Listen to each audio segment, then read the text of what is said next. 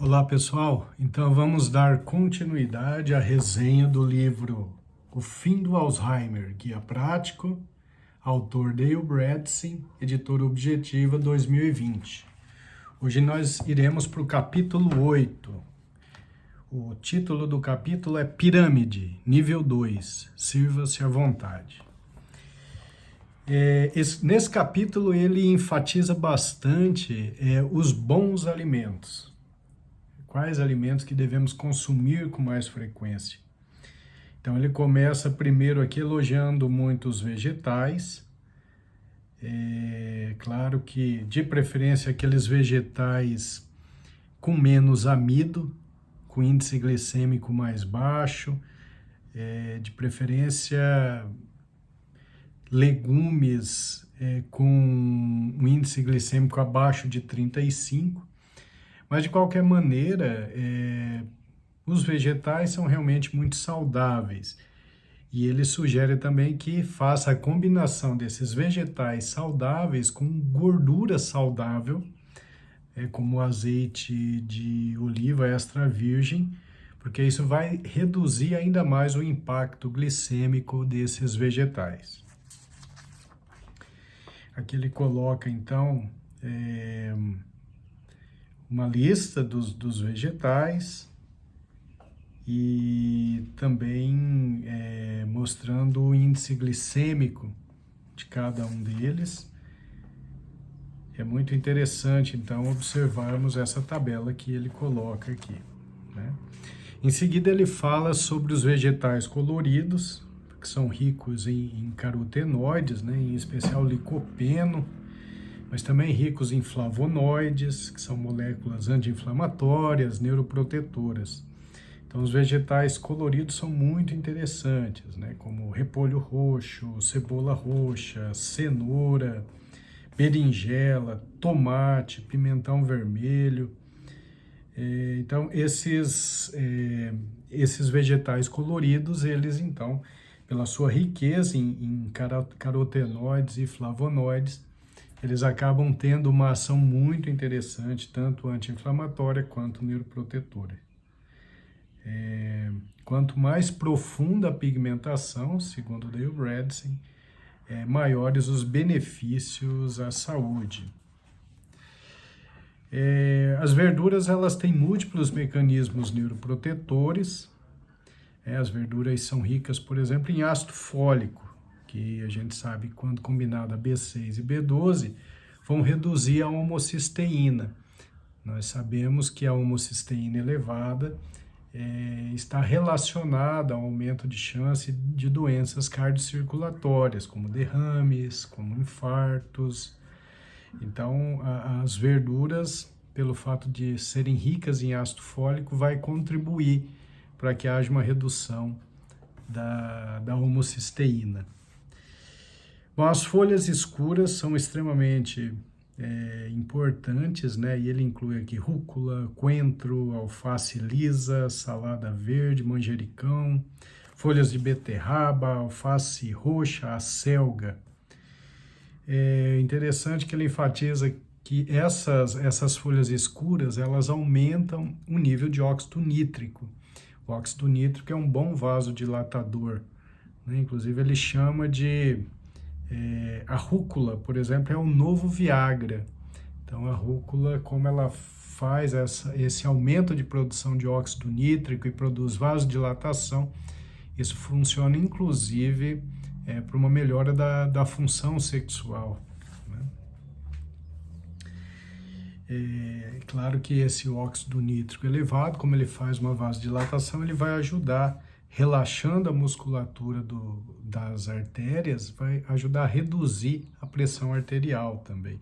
Então, traz benefícios especialmente para o coração e para o cérebro, porque o cérebro agradece pelo aumento do fluxo de sangue, né? Aí depois os crucíferos, que estão entre aí os vegetais de maior potência e densidade nutricional. Os crucíferos, eles são responsáveis por síntese de glutationa. Glutationa é o principal antioxidante, ele faz uma desintoxicação importantíssima no nosso organismo.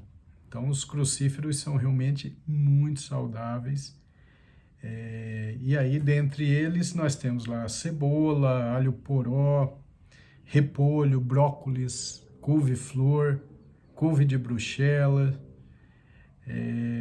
Então, todos esses vão ajudar na desintoxicação, além de melhorar também o perfil glicêmico da pessoa.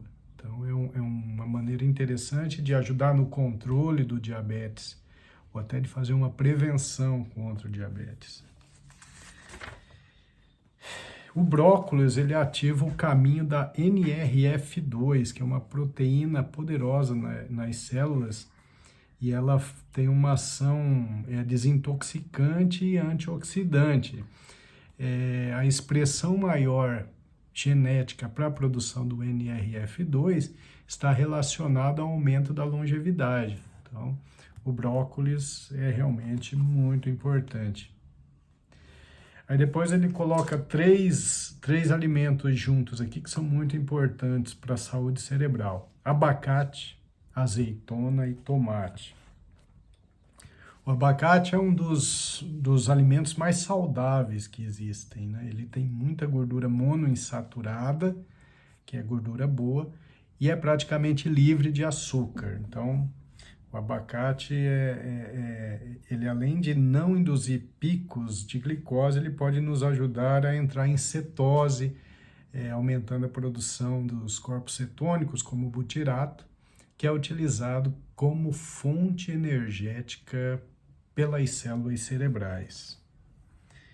Ele também ajuda na absorção das vitaminas lipossolúveis, que são a A, D e K, e também o potássio por si só ele é rico em potássio, magnésio, vitamina C e vitamina E, certo?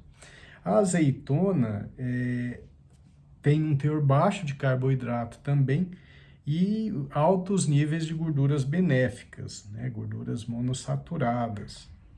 Então, a azeitona possui ação antioxidante, anti-inflamatória, antiaterogênica, que é diminuir as chances de produzir placas de ateromas nas artérias, e também tem uma ação antimicrobiana, antiviral, anticâncer, além de ter efeito na redução da glicose e dos lipídios. Ajuda no perfil de colesterol. Então, a azeitona, ela tem realmente muitos benefícios a oferecer. Precisamos ingerir azeitona com mais frequência. Como ela naturalmente é amarga, ela passa por um processo de fermentação na salmoura. E isso é interessante também porque no processo de fermentação há uma produção de lactobacilos. Então a azeitona em conserva acaba funcionando também como um probiótico. Já os tomates são ricos em carotenoides, né, que são os pigmentos responsáveis pela cor vermelha, em especial o licopeno, que tem ação anticancerígena. Por exemplo, o licopeno ele tem uma função anticâncer de próstata, por exemplo, né? E também esses carotenoides, eles protegem contra cardiopatia e contra doenças oculares também. Então, veja só, ele coloca esses 3 alimentos, abacate, azeitona e tomate, como aqueles entre os principais em relação à capacidade de proteção cerebral. Muito interessante. Aí depois vem as ervas e especiarias, que têm qualidades neuroprotetoras, podendo ajudar na prevenção e mesmo até no tratamento da doença de Alzheimer. Elas são ricas em polifenóis, ação anti-inflamatória, e essas especiarias são muitas: salsinha, manjericão, coentro, alecrim, sálvia, tomilho, orégano, hortelã e o açafrão, né? O açafrão talvez seja o ator principal em termos de benefício dessas ervas e especiarias. Nós temos também a canela, gengibre, ginseng, sálvia, alho, pimenta do reino e páprica. Então, essas especiarias, esses temperos revelaram qualidades neuroprotetoras.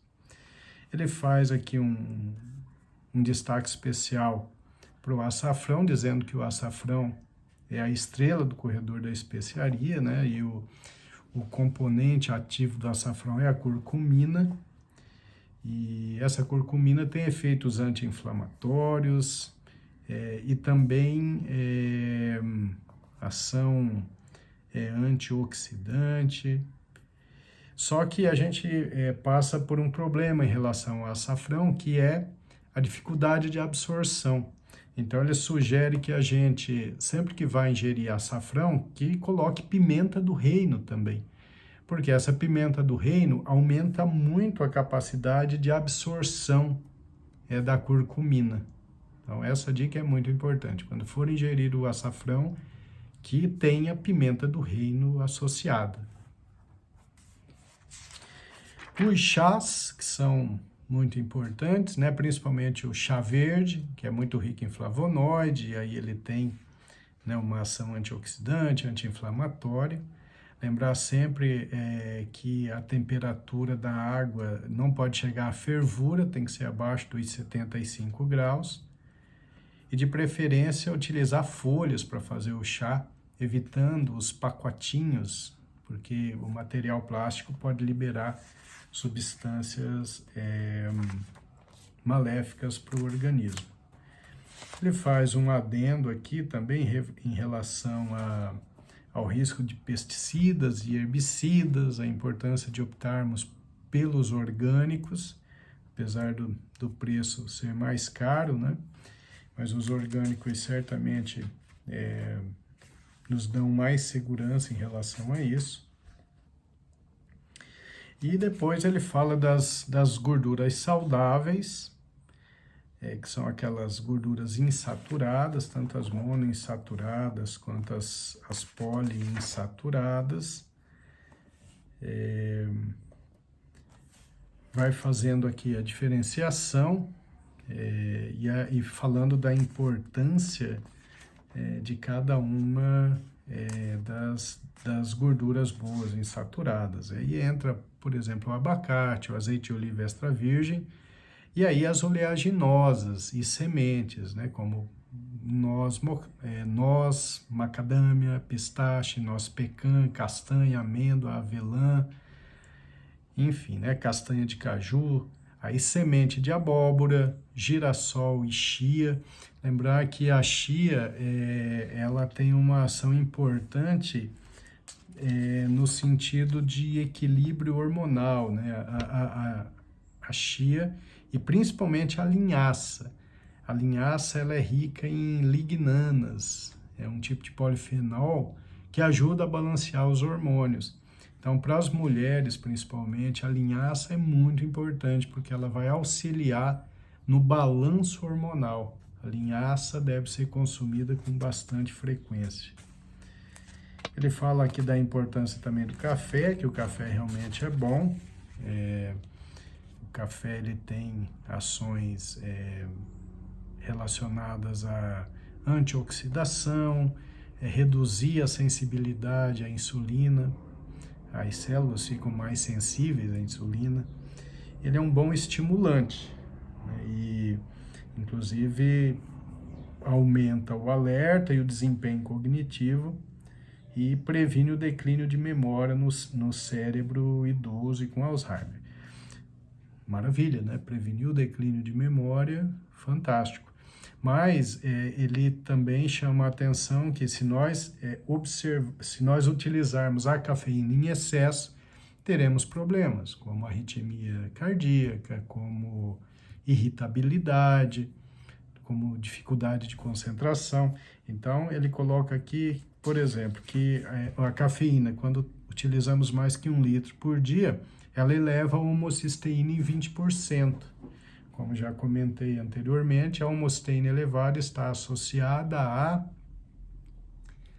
aumento de doenças cardiocirculatórias, cardiovasculares. Então, dependendo de onde a gente lê A gente vai observar indicações diferentes do volume de café que seria seguro. Parece que até 3 xícaras de café expresso é algo bastante seguro e bastante benéfico. Também ele chama a atenção para as gorduras que, quando em temperatura de fervura, ficam muito pró-inflamatórias, liberam muito ômega 6, então é bom evitar a fritura com esses óleos. Óleo de soja, óleo de milho, óleo de canola, óleo de amendoim, óleo de girassol. Todos esses óleos são ruins a temperatura de fervura. Então, quando a gente pensa ali numa temperatura de fritura, na verdade, os seguros seriam o óleo de coco, a manteiga e principalmente o óleo de abacate. É muito interessante a gente evitar as frituras, utilizar o mínimo possível. E se for utilizar, dê preferência a manteiga, óleo de coco ou óleo de abacate. Bom, muito interessante, né? Ele coloca aqui também o triângulo do mal, que é a combinação entre gordura saturada, carboidratos simples e falta de fibras. Isso é muito perigoso, aumentando, então, a obesidade, a hipertensão arterial, o aumento da resistência da célula à insulina e as doenças cardiocirculatórias. Hoje nós sabemos que isso também aumenta a chance de declínio cognitivo, inclusive de doença de Alzheimer. Então é isso, gente. Então esse foi a resenha do capítulo 8 do livro O Fim do Alzheimer, Guia Prática, do Dale Bredesen, editora Objetiva 2020. Muito obrigado pela atenção.